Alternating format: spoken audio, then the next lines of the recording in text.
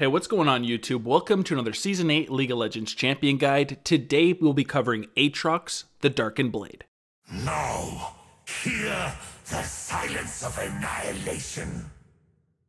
Aatrox is a champion with some really nice built-in sustain, and he even has a built-in Guardian Angel. He's got multiple crowd controls which are really solid in team fights and in those small engagements. As long as he can land them over and over again, he's going to do a lot of damage to the enemy champion and they won't really be able to fight him back. He's then got some pretty decent mobility, which is great at sticking onto enemy champions, and he can also use it as an escape, although it's not as great in that situation. He makes for a really strong split pusher, and he can duel most champions in that top lane.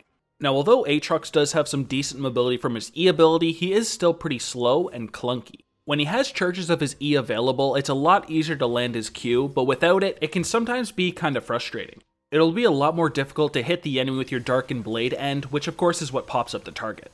Then of course there is the fact that he has many hard matchups. He can be a really solid pick against a lot of the champions out there, but things like Urgot are going to be really frustrating for you, and the lane phase is going to be almost impossible to win. But either way, in the end, if in the right hands, he is a very strong champion. Now as for your runes, you want to go for Domination and Resolve, grabbing Electrocute as your keystone. Aatrox is able to combo his abilities together rather easily, and Electrocute is easy to proc and can add a lot of damage into your combos. Some people do prefer going for Conqueror or Grasp the Undying instead. Those are perfectly viable, but in my opinion, Electrocute is a lot stronger. Either way though, you then want to follow up by getting Sudden Impact, basically because whenever you use your E ability, you will get a nice burst of lethality, increasing your damage. Then pick up Eyeball Collection so you get some stacking AD on takedowns. I then like to finish up by getting Ravenous Hunter so those unique takedowns also grant healing from ability damage. Now in that Resolve side, I like to go for Bone Plating and Chrysalis. Bone Plating is really nice because you will be a lot tankier from the next 3 spells or attacks from an enemy when it is off cooldown. Chrysalis is then really solid because you will get 50 health at the start of the game, and when you get 4 takedowns, it will be converted into AD. In harder matchups, you could take something like Second Wind instead of Chrysalis because you will get some nice health regeneration, but when possible, take Chrysalis. For your first summoner spell, of course you will want to pick up Flash. Since you are a somewhat clunky champion, Flash can do all sorts of different things for you. It's a great way to save your life if you get caught in a bad position, and you do also have the option of using offensively as well to get on top of the enemy. Then, as for that second summoner spell, you'll want either Teleport or Ignite. Teleport is my personal favorite because it's a great way to split push and make it to objectives or team fights. If however you're trying to snowball in the lane and you want better 1v1 dueling potential, then you would want to pick up Ignite instead. Now let's look at your abilities, starting with your passive, Deathbringer's Stance. This ability makes it so your next basic attack gains 50 range and deals between 8 and 16% based on level of the target's maximum health as bonus physical damage on hit.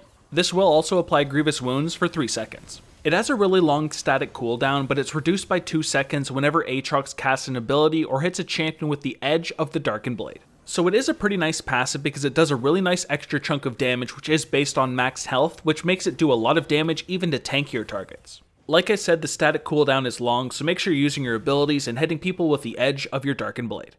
Next up is your Q, the Darkened Blade. When activated, you'll swing your greatsword, striking enemies in a line. This ability can be reactivated twice, with the second cast refreshing the timer. The second cast strikes enemies in a cone, and the third in a target area. Each cast deals physical damage, and all units take 25% increased damage on the second cast and 50% on the third. Hitting enemies at the far end of the first 2 casts and the center of the third deals 50% bonus damage and knocks up enemies. So in short, this ability can do a ton of damage since it has 3 uses, and it can knock up your targets 3 times as well. That makes it a very strong ability, and once mastered, it can be devastating and very hard to deal with. Focus on hitting people at the end of the first 2 casts and the center of the third to do as much damage as possible and knock them up. Also remember that you can use your E ability during these casts as well to position properly to have an increased chance of hitting the target. Next here we've got your W, Infernal Chains. When activated, you'll smash the ground in the target direction, creating a chain that stops at the first enemy hit, dealing physical damage, doubles against minions, and slowing them for 1.5 seconds. If this ability hits a champion or a large monster, they are chained to the impact area. If they stay within the area for 1.5 seconds, they are dragged to the center and take the same damage again. So this here is a really nice ability as well. It doesn't do as much damage as our Q, but it is a really solid slow, and it will keep people in the center of the area if they are chained. Therefore, when you are engaging into a target, you will want to try to hit the target with this ability just to keep them in the area. Now let's look at that E, Umbral Dash. Passively, Aatrox heals for a percentage of the post-mitigation physical damage he deals with a 15% effectiveness against minions. He'll also periodically store a charge of this ability and can have 2 up at once. When activated, he'll dash in the target direction, gaining bonus attack damage for 1.5 seconds. This will reset your basic attack timer and can be used as well during your spell cast without interruption. So this here is a pretty nice ability because you get passive lifesteal and it's a great way to either get onto or away from a target. I really like comboing this ability with my Q because it will give you a really nice way to engage onto a target and land that Q, and it also gives you more attack damage, making the Q hit harder. In long fights where you don't have your Q available, you can always just use this as well as a basic attack reset. And now finally, let's look at that ultimate, World Ender. When activated after a delay, Aatrox unleashes his true demonic form for 12 seconds, fearing nearby minions for 3 seconds, and for the first second gaining bonus movement speed. While transformed, Aatrox gains increased size and bonus attack damage, refreshing the bonus movement speed when out of combat with champions and turrets. You'll also generate a blood well equal to between 15 and 50 based on duration of your maximum health over the first 10 seconds, and taking lethal damage while this is up revives Aatrox over 3.5 seconds. So this here is a really strong ultimate because you will get a lot of attack damage and it will really increase your damage output whenever it is up. That bonus movement speed of course will help you also get onto targets. If you do end up dying as well, this also gives you your blood well, which will revive you, making it insanely strong because it's basically a built-in guardian angel. It's a really strong ability and you want to use it pretty much whenever you can while you're fighting. For your skill order, you first want to put a point into your ultimate whenever you can at 6, 11, and 16. You'll then of course want to start maxing your Q ability first because it is your main source of damage and it's very important to get points into as quickly as possible. You'll then want to max your E ability second because the recharge time drops a lot as you put points in the ability, and both the healing and bonus attack damage scale. That of course means you have to save your W ability for last because it doesn't do a ton of damage for you, but you do want to point in the ability at level 3 so you can use it as a slow and a way to pull the target back into the area. Now we're going to look at a couple of your combos, and first up we're going to look at how the Q and the E interact. First we're going to use the first cast of our Q and use the E to jump towards the target to get them in the zone to pop them up. Then follow up by using the second cast of your Q, and then use the third Q but E towards the target to get them in the center. This is an easy way to combo your abilities to make sure the Darkened Blade hits every time you use your Q. It will do some crazy damage and also apply crowd control 3 different times.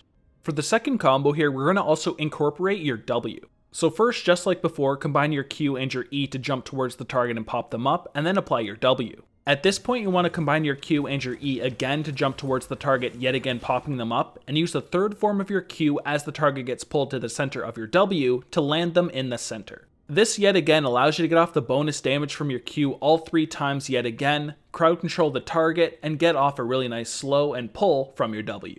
And for the last combo here, we add the ultimate. So start by going into your ultimate form and then Q and E towards the target like usual. Then use the second cast of your Q and apply your W. Then use the final form of your Q and E towards the target so they will be in the center, taking that bonus damage and getting popped up. This is a really strong all-inning combo that'll do a ton of damage and crowd control the target for a very long time. During the lane phase, farming is the first thing that's very important. Focus on getting as many last hits as possible with your auto attacks and your Darkened Blade. Trading is of course another really important part of that lane phase. You'll want to trade blows with the enemy whenever you have Darkened Blade off cooldown, and of course your Deathbringer stance as well. When you combine these together, you're actually a pretty bursty champion. After you shove the minion wave, you should look for roams as well. You can either invade the enemy jungler with your mid laner, or you could just try to gank mid lane, or perhaps even teleport gank a lane as long as you took teleport as your summoner. Teamfighting on Aatrox effectively requires you to hit the enemy with all of your crowd controls while also dealing some very high damage. An Aatrox in the right hands can apply a very annoying amount of crowd control that's very hard to deal with while also dishing out some pretty insane damage. Now if you're able to, you will want to try to get onto the enemy backline and take out their carries. You may not always want to do this, however, because if you are the only durable champion on your team, then you may need to focus on the front line instead and focus on crowd controlling and peeling for your allies instead of going onto the enemy backline. Now let's look at some of your hard matchups, and first up is Camille. Camille is a really strong duelist against you because she outputs a lot of damage with her Q, and when she has you in her ultimate, it gets even better for her. She also has some pretty good mobility with her hookshot as well, which allows her to engage rather easily and also escape. You'll therefore have to be very careful against a Camille and don't engage too much unless her abilities are on cooldown. For the next hard matchup here, I've got Garen. Garen is a really annoying matchup because of how easy his mechanics are and how easy it is for him to trade against you. He can activate his Q, run it down your face, and then activate his E when you are silenced, and there's not too much you can do about it. You'll therefore have to be very careful against a Garen, try not to fight him too much early on, and wait until you outscale him.